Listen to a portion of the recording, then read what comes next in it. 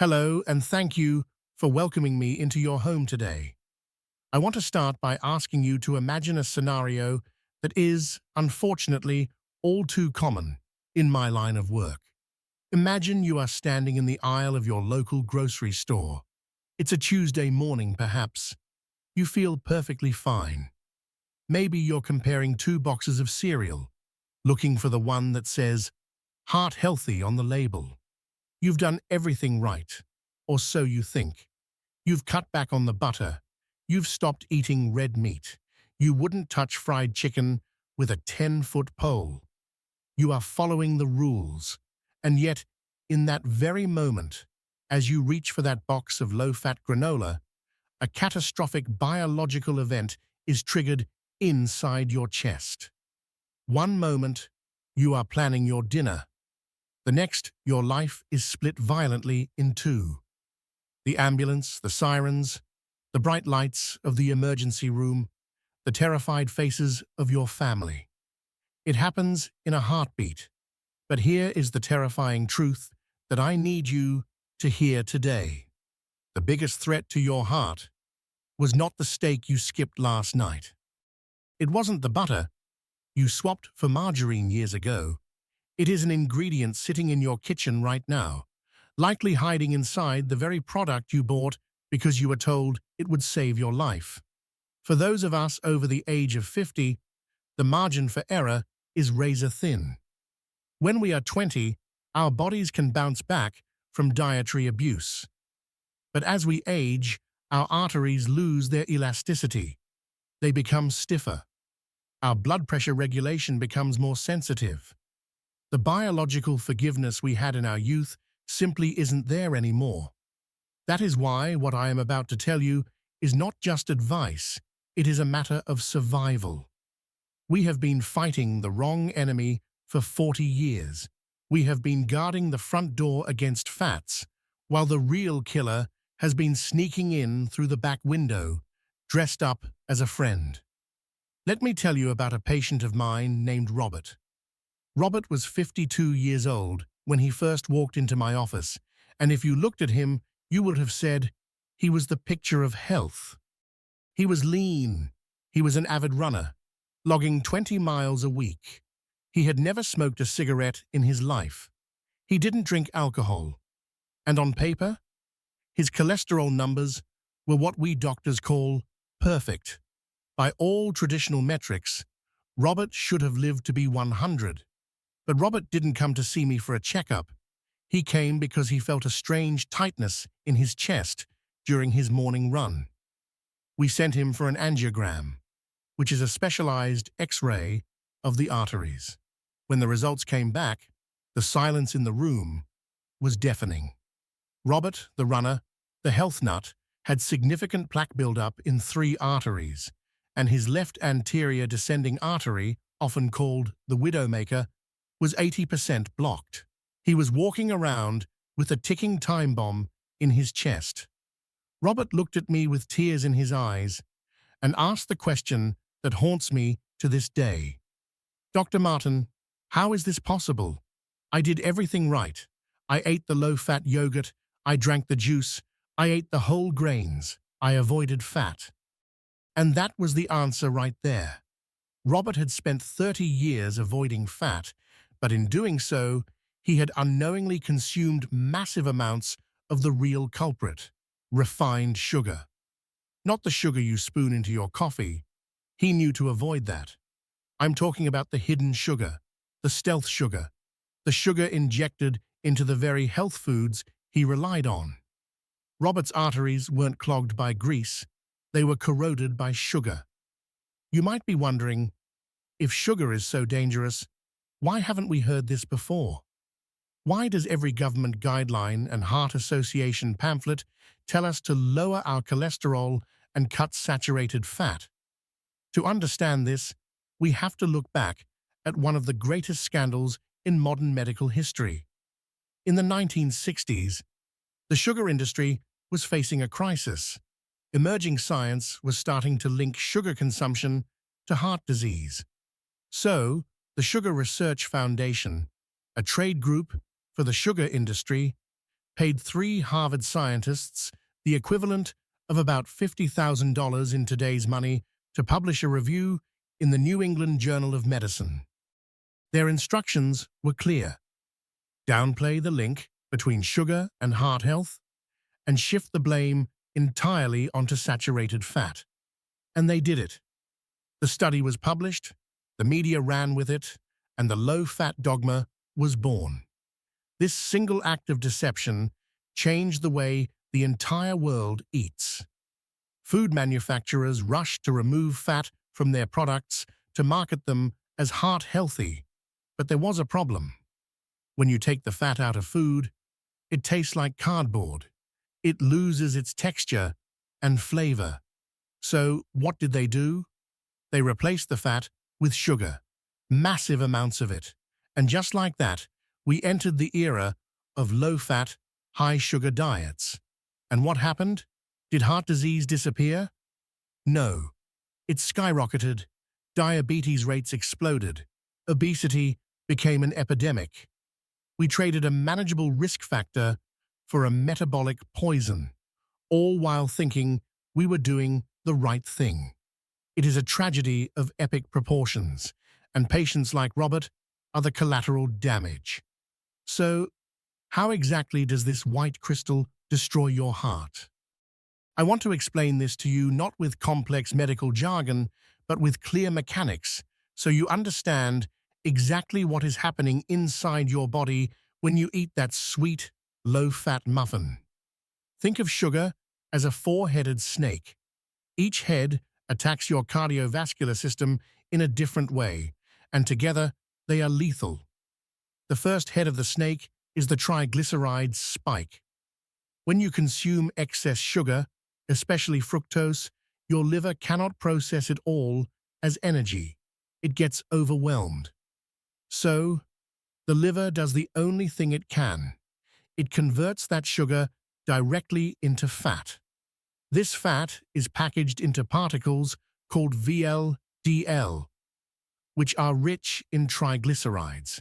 These particles are small and dense, and they lodge themselves easily into the walls of your arteries.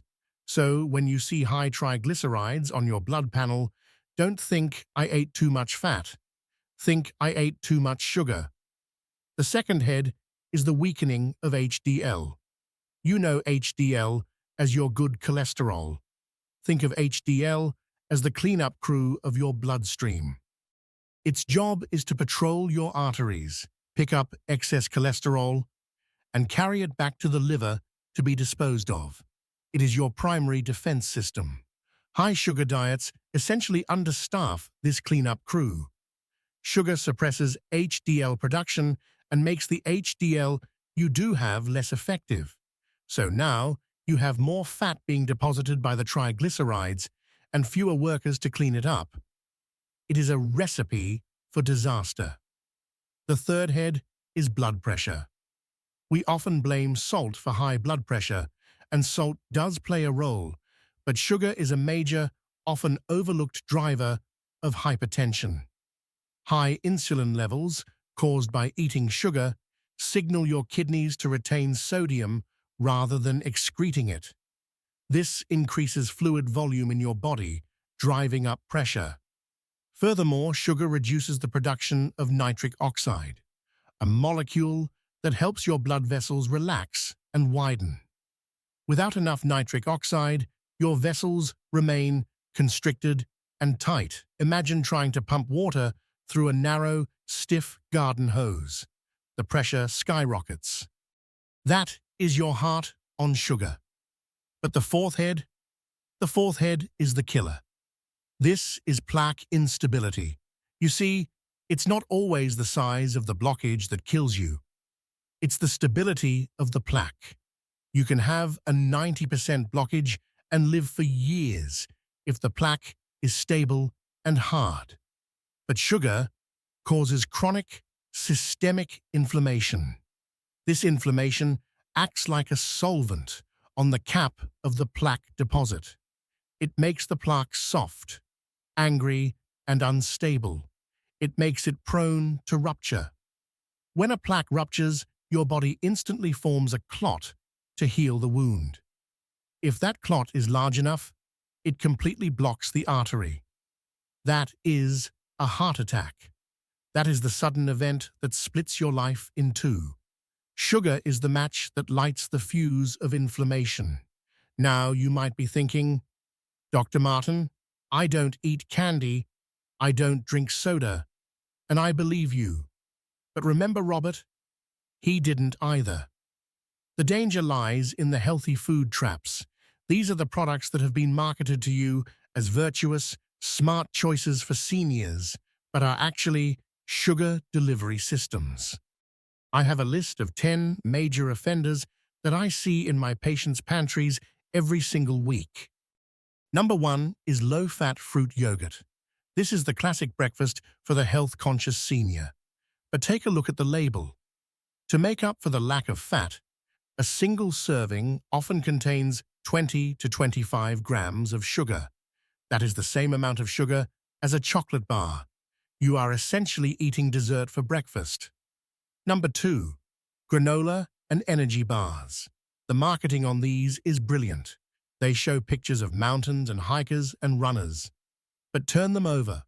They are held together by syrups and honey. I call them cookies wearing athletic clothing. They are not health food. They are concentrated sugar bricks. Number 3 is 100% fruit juice. We have been told since childhood that juice is good for us. It is not. When you juice a fruit, you strip away the fiber, the protective matrix that slows down absorption. What you are left with is a glass of liquid sugar that hits your liver with the force of a tsunami. Number 4, whole grain cereals and commercial whole grain breads. Many of these are processed so finely that they spike your blood sugar just as fast as white bread, and they are often laden with added sugars to make the whole grain taste palatable. Number 5, low-fat salad dressings and sauces. Barbecue sauce, teriyaki sauce, even that light vinaigrette. They are often 1/3 sugar by weight. You take a healthy bowl of greens and drown it in syrup. Number 6 is sports drinks. Unless you are running a marathon in high heat, you do not need these. They are sugar water with a pinch of salt, dyed neon blue. Number 7 is dried fruit. Raisins, craisins, dried apricots. Without the water content, these are concentrated sugar bombs. It is very easy to eat 5 apricots worth of sugar in 2 minutes when they are dried. The industry knows you are catching on, so they have become very clever at hiding sugar. They use over 60 different names for it on the ingredient list. If you see brown rice syrup, fruit juice concentrate, dextrose, maltodextrin, barley malt, agave nectar, or high fructose corn syrup, it is all sugar. Your body does not distinguish between organic cane crystals and table sugar. It all drives the same insulin spike, the same liver damage, and the same inflammation. You have to be a detective in your own kitchen. There is one more mechanism I need to explain, and it is perhaps the most visual one. It involves a process called glycation. I want you to think about what happens when you roast a chicken or toast a piece of bread. The skin turns brown and crispy. That browning reaction is sugar binding to protein under heat. It's called the Maillard reaction. Believe it or not, a similar process happens inside your body, but much slower. When you have chronic high blood sugar, the sugar molecules bind to the proteins in your body, specifically the proteins that make up your blood vessel walls. This creates what we call advanced glycation end products, or appropriately, AGEs. Think of this as sugar caramelizing the inside of your arteries. It causes the collagen and elastin, the proteins that keep your arteries flexible and youthful, to cross-link. They become stiff. They become rigid. They become brittle. This is literally the process of aging. If you have high sugar intake, your arteries might be biologically 20 years older than your chronological age. For seniors whose arteries are already naturally stiffening, this is catastrophic. It accelerates the hardening of the arteries and makes your cardiovascular system fragile. I know this is heavy information. I know it can feel overwhelming to realize that the food you trusted has betrayed you. But I am not here just to scare you. I am here to give you a way out. I have developed a structured 4-week sugar exit plan that I use with my own patients. It works because it is gradual. We are not going cold turkey today. We are going to retrain your palate and your biology. Week 1 is simply awareness. I don't want you to change a single thing you eat this week. Your only job is to read the label of everything that goes into your mouth. If you pull a jar of tomato sauce from the pantry, turn it over. Look for the sugar. Look for the hidden names. Write it down. You need to see the enemy clearly before you can fight it. You will be shocked at how pervasive it is. Week 2 is where we take action. Eliminate liquid sugar. This is the single most impactful step you can take. No more soda, no more fruit juice, no more sweetened iced tea, no more sugar in your coffee. Replace these with water, sparkling water, or unsweetened herbal teas. Liquid sugar is the most dangerous form because it bypasses your body's satiety signals. You don't feel full, but your liver takes the hit. Week 3 is fixed breakfast and snacks. We are throwing out the cereal, the granola, and the fruit yogurt. Instead, I want you to switch to eggs. Eggs are a perfect food for seniors, high in protein, good fats, and choline for the brain. Have plain Greek yogurt and add your own fresh berries. Have a handful of nuts instead of a granola bar. We are replacing fast-burning sugar fuel with slow-burning fat and protein fuel. You will notice your energy levels stabilize. You won't have that mid-morning crash anymore. Week 4 is the 5-ingredient rule. When you buy a packaged food, look at the ingredient list. If it has more than 5 ingredients, and if any of those ingredients is a form of sugar, put it back on the shelf. If you can't pronounce it, don't eat it. We are moving back to real whole foods, and I want to emphasize the 90-10 rule. I am not asking for perfection. I am asking for consistency. If you eat clean 90% of the time, your body can handle a slice of birthday cake. It's not about never having sugar again. It's about stopping the daily chronic poisoning of your system. I want to leave you with this message, and I want you to really let it sink in.